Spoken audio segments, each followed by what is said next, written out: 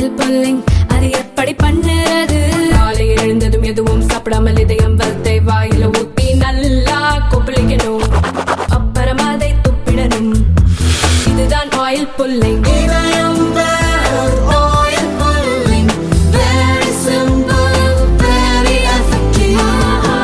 அன்புள்ள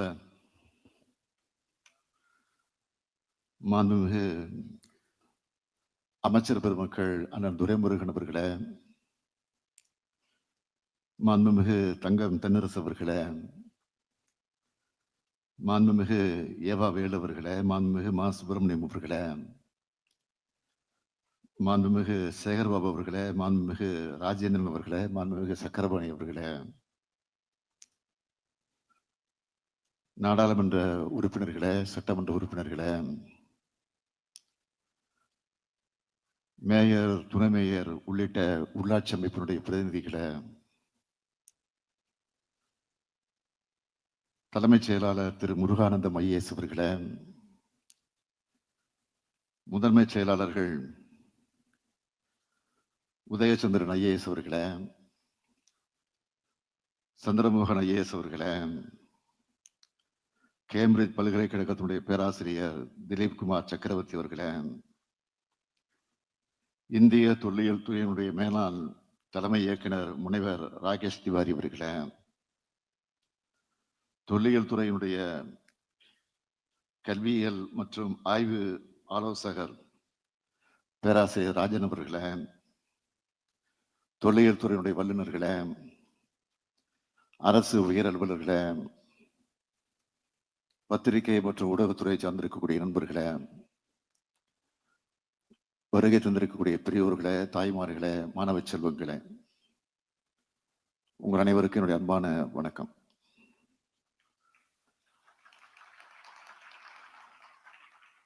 கல் தோன்றி மண் தோன்றா காலத்தே வாளோடு முன் தோன்றிய மூத்த குடி நமது தமிழ் குடின்னு பெருமை பொங்க சிலர் விமர்சித்தாங்க. அதுக்கு காரணம் தமிழ் சமுதாயத்தில் வந்து புகுந்த இழிவுகளும் அதனால் ஏற்பட்ட தேக்க நிலையும் தான் காரணம். இந்த இடைக்கால இழிவுகள் நீங்க காலந்தோறும் எண்ணற்ற புரட்சியாளர்கள் தோன்றினாங்க. ஐயன் வள்ளுவர், வள்ளலார் தொடங்கி அயோத்தியதாச பண்டிதர் என அந்த பட்டியல் நீளமானது. அவங்களுடைய தொடர்ச்சியாகத்தான் பகுத்தறிவையும் இனமான உணவையும் ஊட்டினார் தந்தை பெரியார். பண்பாட்டு ரீதியா அடிமைப்படுத்தப்பட்டு கிடந்த நமது தமிழ் இனத்தை தாழ்ந்த தமிழகமேனு பேரறிஞர் அண்ணா அவர்கள் தன்னுடைய சிந்தனையாலும் நயத்தாலும் தட்டி எழுப்பினார். சங்க இலக்கியத்தில் சொல்லப்பட்ட நம்மோட வாழ்வியல திராவிட இயக்க மேடைகள் தூரம் எடுத்து சொன்னோம், இலக்கியங்கள் படைச்சோம். முத்தமிழறிஞர் தலைவர் கலைஞர் அவர்கள் இமய வரம்பினில வீரம் சிரிக்கும், இங்கு வீணை நரம்புநிலை இசை துடிக்கும், அது மானம் மானம் என்றே முழங்கும்னு சங்கத்தமிழைய சார் எடுத்து நம்ம வரலாற்றை எடுத்து சொன்னார். ஆனா இந்த இலக்கிய பெருமைகள் மெய்ப்பிச்சு பறந்துபட்டு வாழ்ந்த தமிழகத்தோட புதையுண்ட வரலாற்றை மீட்டெடுத்து அறிவுலகத்துக்கு அறிவிக்கணும் என்றும் வரலாற்று படிப்பினைகள் வழியா முன்னேற்றம் நிகழ்காலத்திலிருந்து மேலும் சிறப்பான எதிர்காலத்துக்கு தமிழர்கள் வழிநடத்தப்படணும் என்றும் நம்முடைய உழைப்பை செலுத்தி வரோம். அந்த உணர்வோடு தான் நாம் இங்கே கூடியிருக்கிறோம். ஐம்பெரும் விழாவா இந்த விழாவை நடத்திக்கிட்டு இருக்கோம். இரும்பின் தொன்மைய நாட்டுக்கு அறிவித்தல், இரும்பின் தொன்மை நூலை வெளியிடுதல், கீழடி திறந்தவெளி அருங்காட்சியகத்துக்கும் கங்கை கொண்ட சோழபுரம் அருங்காட்சியகத்துக்கும் அடிக்கல் நாட்டுதல், கீழடி இணையதளத்தை தொடங்கி வைத்தல், தமிழ் பண்பாட்டை உலகுக்கு சொல்லும் விழாவா இந்த விழா சிறப்பா நடந்துகிட்டு இருக்கு. தொன்மையும் திண்மையும் வளமையும் பெருமையும் கொண்ட தமிழ்நாட்டோட சிறப்பை வெளிப்படுத்துகிற விழாவா இந்த விழாவை ஏற்பாடு செஞ்சிருக்கக்கூடிய மாண்புமிகு அமைச்சர் தங்கம் தென்னரசு அவர்களையும் அரசு முதன்மைச் செயலாளர் திரு உதயச்சந்திரன் அவர்களுக்கும் என்னுடைய நெஞ்சார்ந்த பாராட்டுக்கள், வாழ்த்துக்கள். இந்த விழாவின் மூலம் முக்கியமான அறிவிப்பு ஒன்று வெளியிட போறதா நேற்று சொல்லியிருந்தேன். பலரும் என்ன அறிவிப்புன்னு கேட்டுக்கிட்டே இருந்தாங்க. இந்த நிகழ்ச்சிக்கு வருகிற வரையிலும் கேட்டுக்கிட்டே இருந்தாங்க. தமிழர்களுடைய தொன்மையை உலகத்துக்கு சொல்ற ஒரு மாபெரும் ஆய்வு பிரகடனத்தை இப்போ நான் அறிவிக்க போகிறேன். இங்கே கூடியிருக்கிறவங்களும் நேரலையில இந்த விழாவை பார்க்கக்கூடியவங்களும் கவனமா கேளுங்க. தமிழ் நிலப்பரப்புல இருந்து தான் இரும்பின் காலம் தொடங்குச்சு. இந்திய நாட்டுக்கு மட்டுமல்ல, உலகுக்கே மறுபடியும் சொல்றேன்,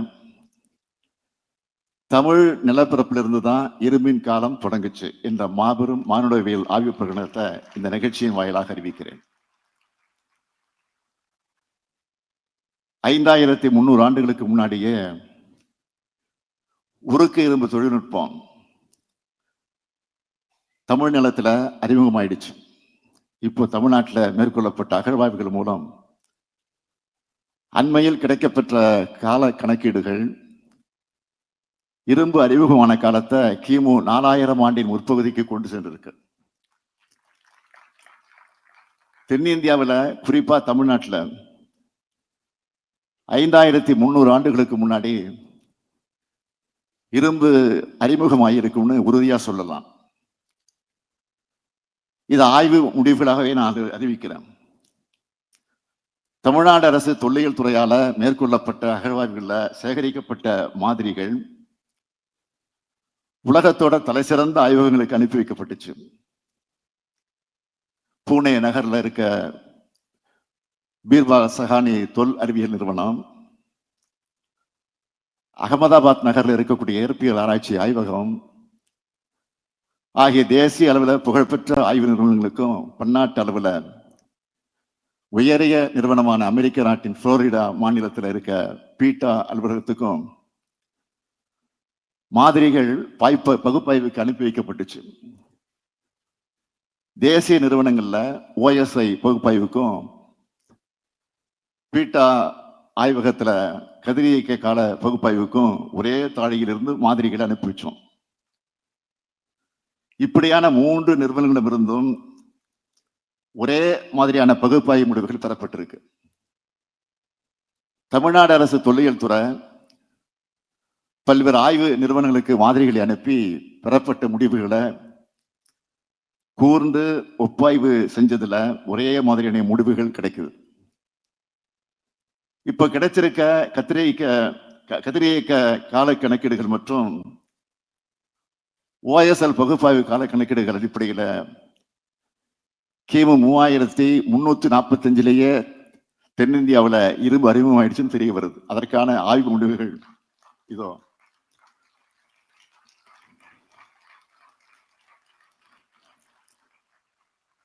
இந்த பகுப்பாய்வு முடிவுகள் வெளிநாடுகள் மற்றும் இந்தியாவில் இருக்க தொல்லியல் அறிஞர்களுக்கு அனுப்பி வைக்கப்பட்டுச்சு. அவங்க எல்லோரும் இரும்பின் தோற்றத்தையும் பண்டைய தொழில்நுட்பத்தை பற்றியும் ஆய்வு செஞ்சு வர்ற அறிஞர் பெருமக்கள். அந்த அறிஞர் பெருமக்கள் எல்லோரும் இந்த அவையில கூடியிருக்காங்க.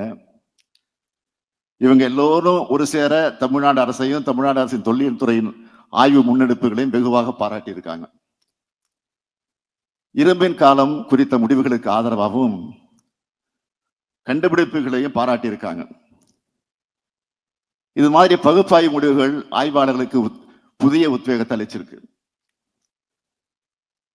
கேம்பிரிட்ஜ் பல்கலைக்கழக தகசால் பேராசிரியர் பத்மஸ்ரீ திலீப்குமார் சக்கரவர்த்தி அவர்களும் ஒன்றிய அரசினுடைய தொல்லியல் துறையில பணியாற்றி ஓய்வு பெற்றிருக்கக்கூடிய முனைவர் ராகேஷ் திவாரி அவர்கள் உட்பட எல்லா அறிஞர் பெருமக்களும் பகுப்பாய்வு முடிவுகளை பாராட்டி தங்களுடைய கருத்துக்களை சொல்றாங்க. இவை எல்லாத்தையும் தொகுத்துதான் இரும்பின் தொன்மை என்ற நூல் வெளியிடப்பட்டிருக்கு. தேசிய அளவில் தொல்லியல் வல்லுநராக இருக்கக்கூடிய ஆய்வாளர்களிடம் பகுப்பாய்வு முடிவுகளை பற்றி கருத்து பெறப்பட்டு அந்த அறிஞருடைய கருத்துக்களும் இந்த நூல்ல இடம்பெற்றிருக்கு. அகழாய்வு செய்யப்பட்ட இடங்கள் இருக்க இரும்பு பொருட்களோட உலோகவியல் பகுப்பாய்வும் இரும்பு தாது இருக்கக்கூடிய தொல்லியல் தளங்கள்ல எதிர்காலத்தில் மேற்கொள்ள உள்ள அகழ்வாய்வுகளும் இந்த கண்டுபிடிப்புகளுக்கு மேலும் வலு சேர்க்கும் சான்றுகளை வழங்கி தெளிவு பெற வைக்கும். அப்படியான வலுவான சான்றுகளுக்காக நம்பிக்கையோடு நாம காத்திருப்போம். இருந்தாலும் அண்மை கால அகழ்வாய்வு முடிவுகள் வாயிலா தமிழ்நாட்டில் மட்டுமல்ல, இந்திய அளவில் மட்டுமல்ல, உலக அளவுல இரும்பு தாதுல இருந்து இரும்ப பிரிச்சு எடுக்கிற தொழில்நுட்பம் தமிழ் நிலப்பரப்புல அறிமுகப்படுத்தப்பட்டிருக்கின்ற என்பதை நான் பெருமிதத்தோடு கூறுவோம். அதாவது 5300 ஆண்டுகளுக்கு முன்பு தமிழ் நிலப்பரப்புல இரும்பு அறிமுகப்படுத்தப்பட்டிருப்பத அறிவியல் அடிப்படையில நிறுவி இருக்கிறோம்னு மற்றற்ற மகிழ்ச்சியோடு உலகுக்கு நான் அறிவிக்கிறேன். இது தமிழுக்கும், தமிழினத்துக்கும், தமிழ்நாட்டுக்கும், தமிழ்நிலத்துக்கும் பெருமை. உலக மானுட இனத்துக்கு தமிழ்நிலம் வழங்குகிற மாபெரும் கொடையின இதை நாம் கம்பீரமாக சொல்லலாம். தமிழ்த்தாயின் தலைமகனான பேரறிஞர் அண்ணாவின் பேர்ல அமைஞ்சிருக்கக்கூடிய இந்த அறிவு சுரங்கத்துல நடைபெறும் இந்த விழாவை வழியா நான் பெருமையோடு சொல்றேன். பேரறிஞர் அண்ணா அவர்களே, இதோ நமது உயர்வான தமிழ்நாட்டை பாருங்கள். அன்று கிண்டல் கேலி பேசியவர்கள் எல்லாம், நம்மை கற்பனவாதிகள் என்று குற்றம் சொன்னவர்கள் எல்லாம் வாயெடுத்து நிற்கிறார்கள் பாருங்கள். இலக்கியத்தில் இருப்பதெல்லாம் வரலாறு ஆகாதுன்னு சிறுமைப்படுத்தி பேசியவர்கள் எல்லாம் அறிவுபூர்வமாக நம்முடைய வரலாற்றை நிரூபணம் செய்வதை கண்டு திகைத்து நிற்கிறார்கள் பாருங்கள். இந்தியாவோட வரலாறு இனி தமிழ் நிலத்திலிருந்து தான் எழுதப்படணும்னு நான் தொடர்ந்து சொல்லிட்டு வரேன். அதை மெய்ப்பிக்கிற ஆய்வுகளை தமிழ்நாடு தொழில்துறை தொடர்ச்சியா செய்து வருது. இந்த ஆய்வுகள் பல்வேறு திருப்பு முனைகளையும் உருவாக்கி வருது. தமிழ்நாட்டில் நகர நாகரிகமும் எழுத்தறிவும் கிமு 6ஆம் நூற்றாண்டை தொடங்கிடுச்சுன்னு கீழடி அகழாய்வு முடிவுகள் நிறுவி இருக்கு. புறநை ஆற்றங்கரையில 3200 ஆண்டுகளுக்கு முன்னாடி வேளாண் பயிர் தொழில நெல் பயிரிடப்பட்டிருக்குன்னு சிவகல அகழாய்வு முடிவு வெளிப்படுத்தி இருக்கு. இதுக்கு முன்னாடி தமிழ்நாட்டில் இரும்பின் அறிமுகம் 4600 ஆண்டுகளுக்கு முன்னாடி இருந்த கிருஷ்ணகிரி மாவட்டம் மயிலாடுதுறை அகழ்வாய்வு மூலம் தமிழ்நாடு சட்டமன்றத்தில் நான் உலகுக்கு ஏற்கனவே அறிவிச்சிருக்கிறேன். இத்தகைய அகழ்வாய்வு முடிவுகள் தமிழ்நாட்டு வரலாற்றுக்கு மட்டும் இல்லாம இந்திய துணைக்கண்ட வரலாற்றுக்கு முக்கிய திருப்புமுனையாக திகழ்ந்து வருது. இது போன்ற ஆய்வுகளை தொல்லியல் துறை தொடர்ந்து செய்யணும்னு துறையினுடைய அமைச்சர் மாண்புமிகு தங்கம் தென்னரசு அவர்களையும் துறையினுடைய ஆணையரையும் நான் கேட்டுக்கிறேன். தமிழ் நிலம், தமிழ்நாடு குறித்து நாம இதுவரை சொல்லி வந்ததெல்லாம் இலக்கிய புனைவுகள் அல்ல, அரசியலுக்காக சொன்னவை அல்ல, எல்லாம் வரலாற்று ஆதாரங்கள். உலக அறிஞர்களால் ஏற்றுக்கொள்ளப்பட்டவைன்னு மெய்ப்பிக்க வேண்டிய கடமையை நம்ம திராவிட மாடல் அரசு எடுத்துக்கொண்டுள்ளது என்று ஏற்றுக்கொண்டுள்ளது. தமிழினின் பெருமையையும் தமிழினத்தின் தொன்மையையும் உலகம் அங்கீகரித்து ஏத்துக்கிட்ட அந்த வரலாற்று பெருமைமிக்க விழா இந்த விழா. நாம வாழுற காலத்துல, நான் ஆளும் காலத்துல நடைபெறுவது என் வாழ்நாளில் கிடைச்சிருக்கக்கூடிய பெருமை. பெருமையிலும் பெருமை, பெருதற்குரிய பெருமை. இந்த பெருமையை நம்முடைய குழந்தைகளிடம் நாம் எடுத்து சொல்லணும்.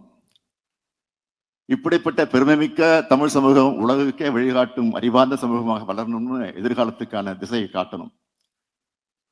பழம்பெருமையை பேசுவது என்பது புது சாதனைகள் படைக்க ஊக்கமாக அமையணும் என்பதை மாத்திரம் இந்த நேரத்தில் எடுத்து சொல்லி விடைபெறுகிறேன். நன்றி, வணக்கம்.